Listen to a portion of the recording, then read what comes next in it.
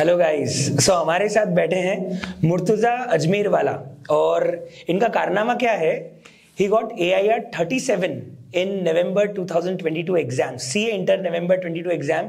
भाई साहब की AIR 37 लगी है। First of all congratulations. Thank you very much sir. मेरे को क्लास में तो लगता ही था कि इसके आंसर जैसे खट आते थे, मतलब प्रैक्टिकल सब्जेक्ट के अंदर कैलकुलेशंस बहुत स्ट्रांग थे। सो होप तो थी कि बहुत अच्छा स्कोर करेगा, पर AIR स्कोर कर ली। सो फर्स्ट ऑफ ऑल जब रिजल्ट देखा तो AIR एक्सपेक्टेड थी, कैसा लगा देखने के बाद और अभी कैसा लग रहा है? अभी तो बहुत अच्छा लग रहा है।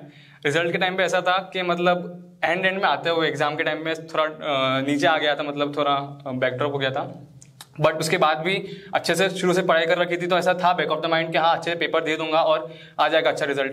पेपर दिए भी, बट कभी कभी ऐसा लगता है ना, फिर डर बैठ जाता है उसके पेपर के बाद। बट स्टिल रिजल्ट के दिन सबसे पहले मैंने मेरिट लिस्ट ही खोली थी। मैंने रिजल्ट देखा ही नहीं था, सबसे पहले डायरेक्टली मेरिट लिस्ट खोली और उसमें थैंकफुली 37 रैंक लग भी गई थी। उसके बाद फिर मैंने रिजल्ट देखा, बहुत ज्यादा खुशी हुई मेरे को। मतलब कॉन्फिडेंस था कि रैंक कॉन्फिडेंस था, बट डर भी देने था। के बाद।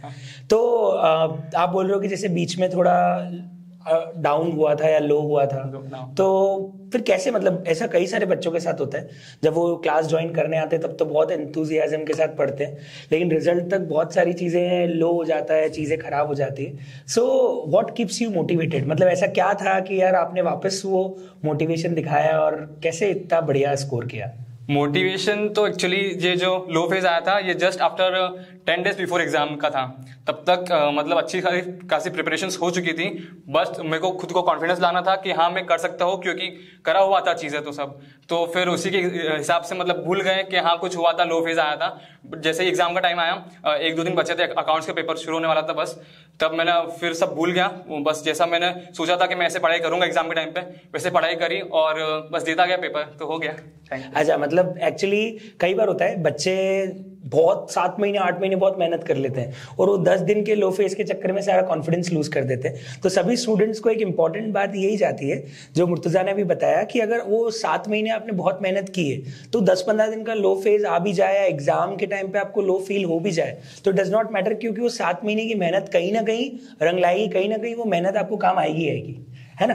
सो अब अगर अपन सब्जेक्ट वाइज बात करें तो ऑडिट के लिए तो असीम सर ने अलग से इंटरव्यू आपका ले ही लिया है, तो ऑडिट का तो आपको he got 83 marks in audit, तो उसका तो अलग से इंटरव्यू आपको मिल ही जाएगा। कॉस्ट में यू गॉट 91। अकाउंट्स में आई थिंक 60-70। अकाउंट्स में थोड़े 70 के आसपास रहेगा। पेपर डिफिकल्ट आया था?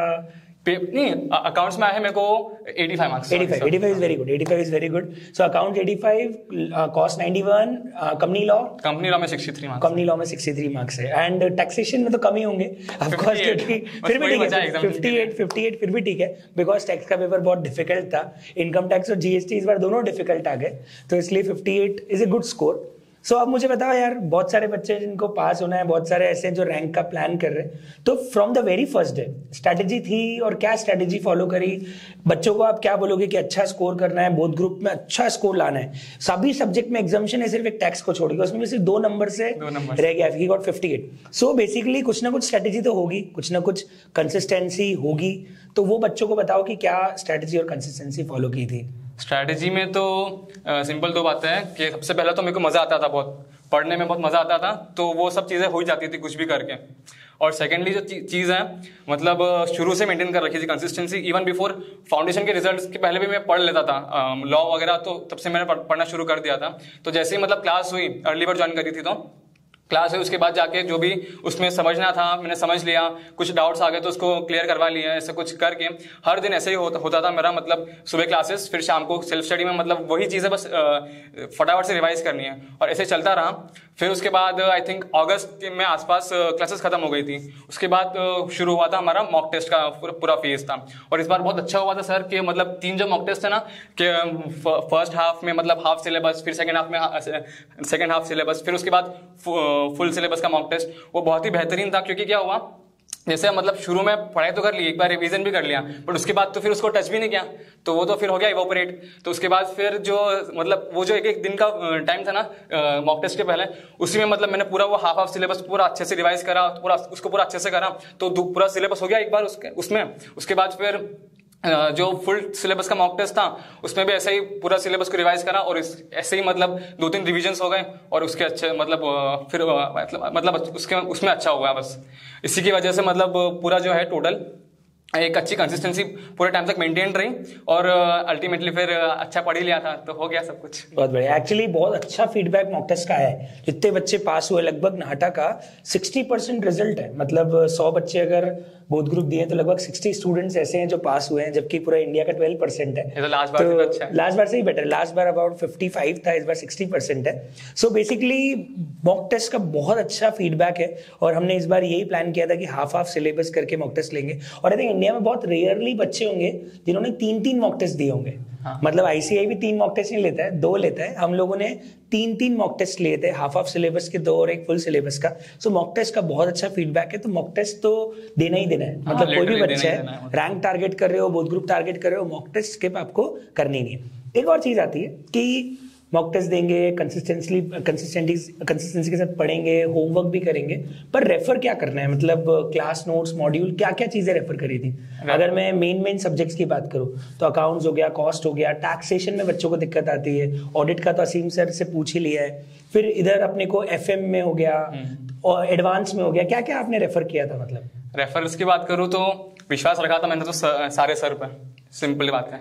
अकाउंट्स में मैंने मॉड्यूल करा था, उसके बाद कंपनी लॉ में जो तरुण सर के नोट्स थे पूरे वही कर रहे थे, कुछ मार्किंग्स वगैरह कर ली थी, एग्जांपल्स वगैरह की।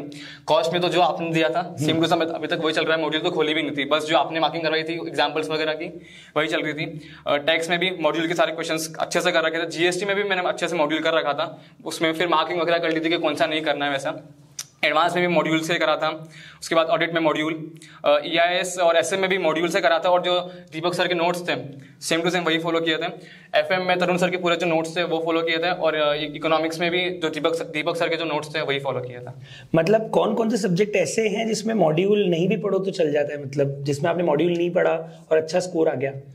मेनली वो होते हैं प्रैक्टिकल सब्जेक्ट्स। प्रैक्टिकल में मॉड्यूल, क्योंकि एक्चुअली क्या होता है प्रैक्टिकल में हम लोग मॉड्यूल के सारे क्वेश्चंस करवा देते हैं, नोट्स में ही कवर हो जाते हैं, क्लास में हो जाते हैं, तो अल्टीमेटली वो मॉड्यूल होता है और उसको अलग से देखने की जरूरत नहीं पड़ती। जैसे नाटा सर ने मॉड्यूल के सारे क्वेश्चंस अपने नोट्स में ही कंपाइल कर दिए। तो yes, module is the key. मतलब मॉड्यूल तो आईसीआई का मॉड्यूल तो पढ़ना ही पढ़ना है, वो तो मस्ट है। उसके अलावा नोट्स पे भरोसा किया था, that's very good. Past exams लगा लिए होंगे तो वही, मतलब एज सच एआईआर लाने के लिए कुछ अलग नहीं पढ़ना है, पढ़ना वही है पर कुछ बेटर तरीके से, मतलब जस्ट डू इट डिफरेंटली, थोड़ा बेटर तरीके से पढ़ सकते हो।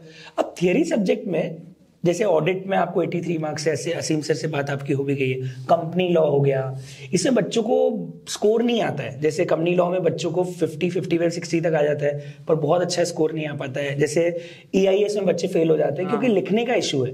तो लिखने के लिए क्या बच्चों को कोई सजेशन की, राइटिंग स्किल्स कैसे बेटर करें, क्या तरीका? टैक्स में क्या तरीका? 58 भी अच्छा है इनकम टैक्स और जीएसटी में, तो टैक्स में क्या तरीका फॉलो किया था? थियरी में क्या तरीका फॉलो किया था? इसमें तरीका एक्चुअली राइटिंग स्किल्स थोड़ी फाउंडेशन से इंप्रूव कर ली थी, जो होता है बिजनेस लॉ का पेपर फाउंडेशन में, उससे थोड़ी इंप्रूव कर ली थी। बट मेनली मैंने तरुण सर का रिकमेंडेशन फॉलो किया था।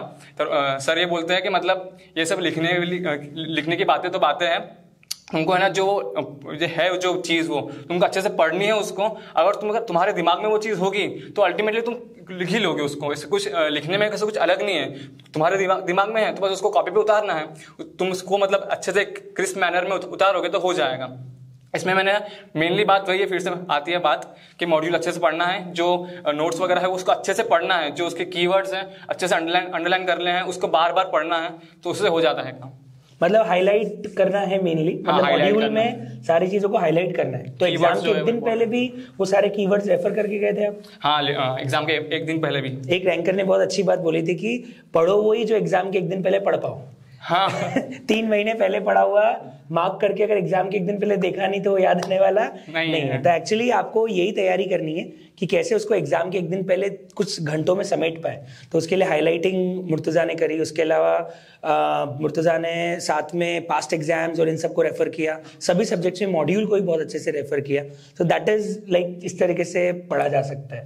अब एक आखिरी क्वेश्चन मेरा आपसे यही है कि AIR 37 तो आ गई, so what are your plans? Like क्या आगे का मूड है, कहाँ जाना है, क्या आगे का सोचा है? आगे का तो बस यही सोचा है, अभी भी थोड़ा कंफ्यूजन चल रहा है कि बिग 4 में जाना है, मिड साइज में जाना है, कौन से डिपार्टमेंट में क्या होगा, फिर कौन सी सिटी में जाना है। अभी ये अच्छी बात है कि ऑल इंडिया रैंक के तो इतने ऑप्शंस हैं इतने ऑप्शंस हैं हमारे पास में कि हम बिग 4 में भी जा सकते हैं और मुंबई भी जा सकते हैं, बैंगलोर भी जा सकते हैं, इंदौर भी रुक सकते हैं। So this is all about AIR 37। और कोई मैसेज देना चाहते हो क्या बच्चों को कि कुछ खास बात की हाँ यार ये चीज सिर्फ पढ़ाई में नहीं, मतलब आपके साथ कुछ ऐसा हुआ हो कि यार एक ये लाइन तो मैं हर बच्चे को बताना चाहूंगा कि होना चाहिए, कुछ ऐसी बात की जिससे बच्चा कंसिस्टेंटली पढ़ सके, या कुछ भी ऐसी चीज शेयर करना चाहोगे? हाँ, ऐसी एक बात है, ऐसा क्या होता है ना, जब तुम इतनी सारी मेहनत करते हो, तुमको फिर है ना ऐसे फालतू क्वेश्चन आने लगते हैं कि यार मैं सब क्यों कर रहा हूँ, कि इसका कुछ फायदा होगा कि भी नहीं, आर्टिकल्स में जाऊंगा तो स्टाइपेंड तो वैसे भी तक कम मिलने वाला है, ऐसा वैसा आता है बहुत सारा दिमाग में, मेरे दिमाग में भी आया था। बट हमेशा अगर ऐसी बातें आई दिमाग में तो ये याद रखना कि तुमने जब CA फाउंडेशन का फॉर्म भरा था तो तुमने बहुत कुछ सोच समझ के ही CA करने का डिसाइड करा है, तो वो चीज़ याद रखना कि तुमने क्यों CA कर रहे हो। और फिर तो बस तुमने कुछ सोचा ही होगा अच्छे से, अगर सोचा है तो फिर बहुत अच्छी बात है, फिर तो ये क्वेश्चन आएंगे ही नहीं उसके बाद, और अगर आएंगे तो तुम उसको फिर डील कर लोगे आराम से। Very nice. मतलब अल्टीमेटली बोलने का सेंस ये है कि अगर डिसाइड कर रखा है कि CA करना है तो फिर उस पर आपको कॉन्स्टेंटली वर्कआउट करना है और डगमगाना नहीं है। हाँ। थोड़े दिन बाद मेहनत देख के कि इतनी मेहनत करनी पड़ रही कि चलो अपन तो कुछ और कर लेते हैं, मस्ती मजाक करना है, कॉलेज जाना है, वो कॉलेज लाइफ मिस कर रहे हो। आप ये चीज़ ध्यान रखो कि अगर टारगेट CA रखा है तो CA को ही देखो और फोकस भी उसी पे करो। That is the message. Very nice meeting you again. Congratulations again for AIR 37। आपको thank you so much. Literally every faculty at NATA academy was excellent, बहुत मजा आया उन सबसे पढ़ के। Thank you so much. Thank you.